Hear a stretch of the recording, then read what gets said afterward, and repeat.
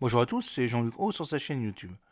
Aujourd'hui, nous allons parler du Royaume-Uni qui envoie à l'Ukraine des missiles Matlet pour faire face aux drones russes.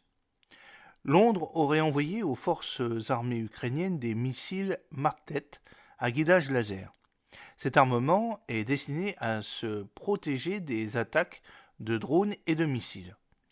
Rien n'a encore été officialisé, mais selon le site ukrainien Focus, Londres aurait fourni à Kiev des missiles Martlet Manpad pour se protéger des drones Shahed de l'armée russe. Cette arme est dotée d'un guidage laser afin d'atteindre sa cible.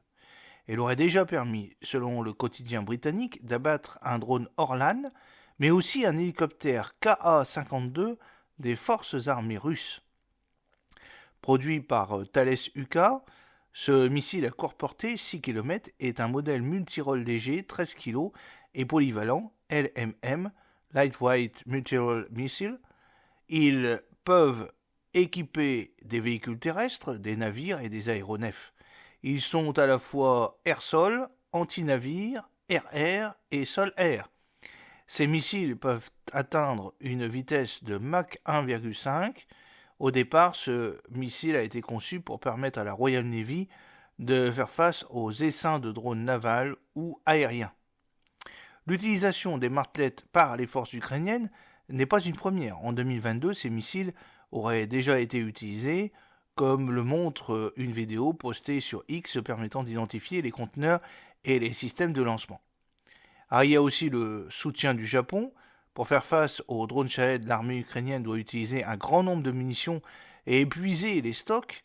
Lors d'une visite en Ukraine, la chef de la diplomatie japonaise Yoko Kamikaya a assuré son homologue du soutien du Japon qui a annoncé un fonds de 37 millions de dollars, environ 33,8 millions d'euros, pour fournir un système de détection des drones à l'Ukraine.